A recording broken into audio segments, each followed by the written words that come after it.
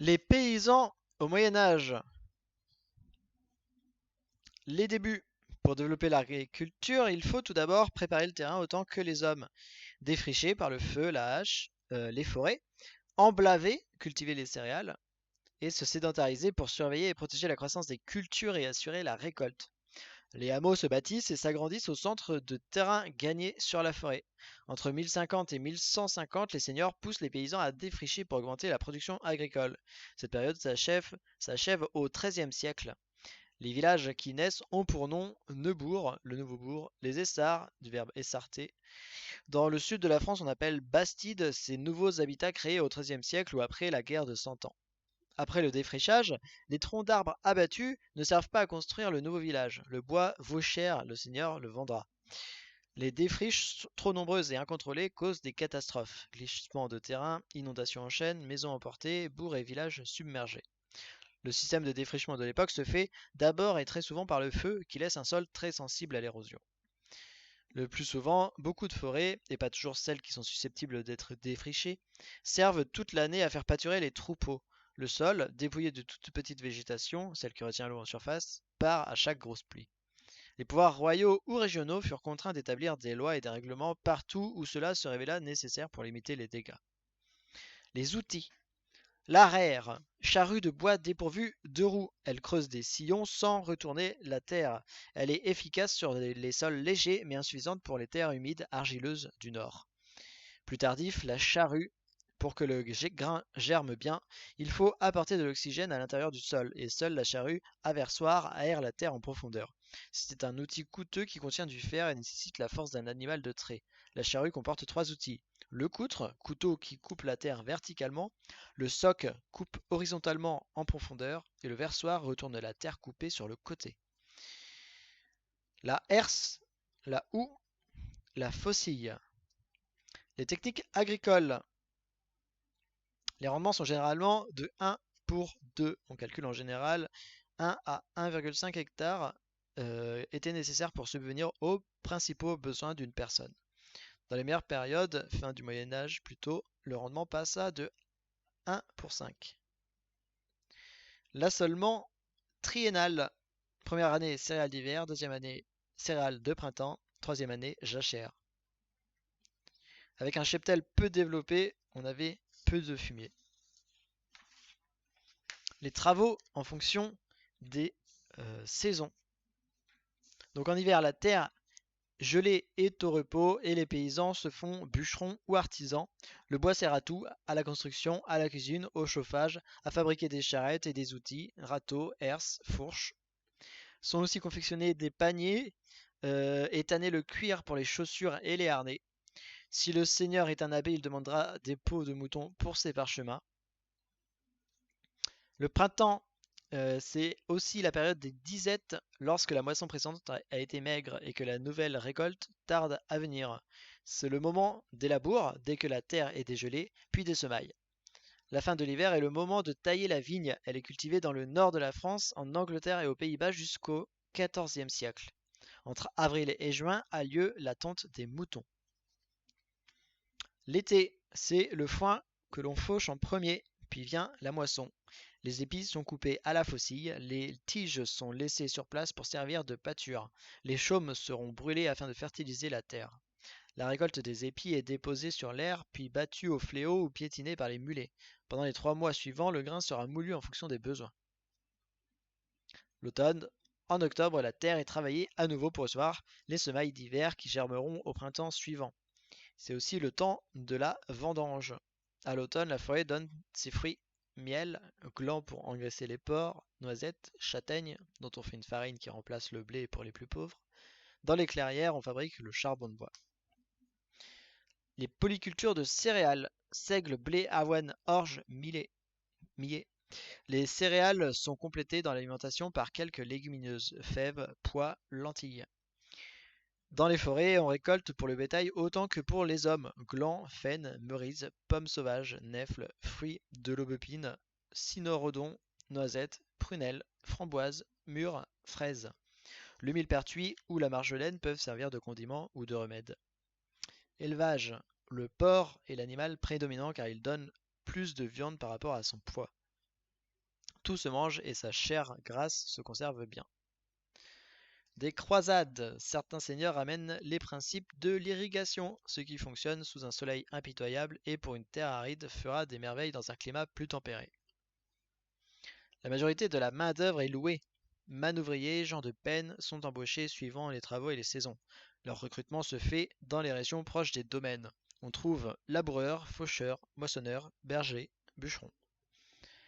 Le fumier est l'un des seuls fertilisants que l'on connaisse à cette époque. Il est si précieux que l'abbé de Saint-Denis demande à ses paysans, entre autres redevances, des pots de fientes de pigeons.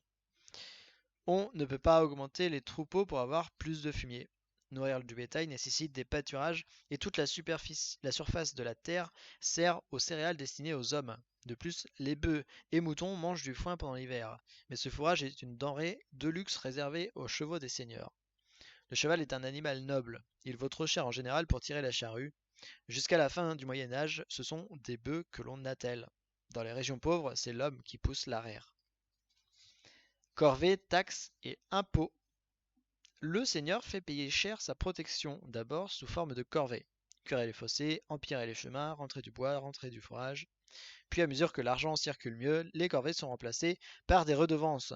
La taille sert à payer la protection du seigneur. Elle apparaît après 1050. C'est un impôt direct. À partir du XIVe siècle, la taille devient un impôt royal. Les aides sont des taxes sur le transport des marchandises. Le sang et le champard forment le loyer de la terre. Pour avoir le droit de s'installer et de vivre sur la terre d'un seigneur, le paysan paye deux sortes de redevances. Le sang qui est fixe et le champard calculé en fonction de la récolte. Plus celle-ci est bonne, plus le paysan paie cher. Les banalités, ces taxes liées au droit de ban que détient le seigneur étaient si fréquentes qu'elles ont donné le mot banal dans notre langage aujourd'hui. Ces banalités coûtent cher aux paysans qui doivent payer un droit pour utiliser le moulin, le pressoir et le four à pain que le seigneur a fait construire et que lui seul a les moyens d'entretenir. Les serfs doivent payer des impôts particuliers, la main morte au moment d'un héritage et le fort mariage pour se marier à l'extérieur de la seigneurie. La vie quotidienne. La moitié des enfants meurent en bas âge et rares sont les vieillards de plus de 40 ans. Le pain est la base de l'alimentation. Les différents paysans. Au XIIe siècle, la plupart des paysans travaillent sur les terres d'un seigneur et sont locataires de parcelles. Tenure. Ces paysans sont des hommes libres. Leurs parents ou leurs aïeux se sont engagés par un bail, mais ils durent parfois plusieurs vies. En théorie, ils peuvent partir travailler la terre d'un autre seigneur. En réalité, ils restent par besoin de sécurité. Seuls les serfs sont attachés à une terre, un maître, mais ils ne sont pas non plus des esclaves, ils peuvent vivre en famille et posséder quelques biens. Les serfs exploitent une partie du domaine que le seigneur garde pour lui, la réserve. Les serfs doivent payer des impôts particuliers, mais comme la main morte au moment d'un héritage et le fort mariage pour se marier à l'extérieur de la seigneurie. À partir du XIIe siècle, de nombreux seigneurs affranchissent leurs serfs, préférant employer des salariés ou louer leurs réserves à des fermiers, paysans qui payent un fermage, une sorte de loyer en argent, pouvant valoir un tiers ou même la moitié des récoltes. Au cours des siècles, certains fermiers réussissent à s'enrichir. À la fin du Moyen Âge, ils forment la classe des laboureurs qui possèdent une paire de bœufs ou un cheval et un attelage. Rien à voir avec les pauvres manœuvriers qui n'ont que leurs bras. Le seigneur et ses paysans. Dans les guerres, les paysans sont les premières victimes. Les adversaires veulent faire table rase de tout ce qui appartient à l'ennemi, récolte et manant compris. Puis il y a le pillage. Le seigneur, qui, seulement occupé par les plaisirs de la chasse, piétine et détruit sans scrupule les récoltes des paysans, a existé. Ce n'est pas une exagération des livres d'histoire. Des chroniqueurs de l'époque rapportent ces faits. Louis XI même condamna sévèrement cette pratique. Mais un tel comportement n'est pas systématique. Beaucoup de petits seigneurs, souvent ruinés aussi par la guerre, tirent la plus grande partie de leurs revenus des terres qu'ils possèdent. Elles sont exploitées par des serfs ou des manœuvriers, ou cédées en fermage sous forme de tenure. Mais toutes, sans exception, doivent, en fin d'année, par le jeu de redevances diverses, en nature ou en argent, leur rapporter de quoi vivre. Le seigneur a souvent mieux à faire que de s'occuper de ces domaines. Il confie cette tâche à un intendant qui surveille les travaux agricoles et élève les impôts. Mais si le seigneur est le plus fort parce qu'il possède les armes et le donjon, il ne peut pas faire n'importe quoi. Il est tenu par la coutume. Elle définit les droits et les devoirs de chacun. Transmise oralement par les anciens, elle est écrite à partir du XIIe siècle. Donc en résumé, pour faire la synthèse, au Moyen Âge, pour pouvoir étendre la surface des terres à cultiver, les paysans défrichent les forêts par le feu ou par la hache, mais ces défrichements sont souvent anarchiques et provoquent des glissements de terrain ou des inondations. Les outils et les techniques agricoles restent rudimentaires, on utilise l'arère puis la charrue, ainsi que la herse, la houe et la faucille. Les récoltes sont maigres à cause du manque d'engrais, le fumier, et les travaux rythment la vie des paysans toute l'année. On pratique la culture de céréales, blé, avoine, des légumineuses, pois, fèves, mais aussi l'élevage, porcin, bovin. En échange de leurs terres, les paysans doivent des redevances au seigneur ou au roi. En argent, la taille, le sang, le champard, les banalités, pour pouvoir se servir du four, du moulin ou du pressoir. En nature, les corvées. On dépasse à l'époque rarement 40 ans et la moitié des enfants meurent en bas âge, alors qu'on se nourrit essentiellement de pain. On distingue deux catégories de paysans, les hommes libres, les vilains, et les serfs qui appartiennent aux seigneurs. Tous les paysans libres ne sont pas égaux, une minorité d'entre eux est beaucoup plus aisée, les laboureurs, que la majorité, les manœuvriers. Aussi pour la nourriture, l'essentiel de la nourriture est constitué de pain, alors que chez les plus modestes, les pois et les fèves sont les légumes qu'on mange le plus, et le porc la viande la plus consommée. Les assiettes qui n'existaient pas étaient remplacées par des tranchoirs, larges morceaux de pain rassis sur lesquels on posait les viandes. À la fin du repas, on se lavait les mains dans de larges vases remplis d'eau, les aiguillères.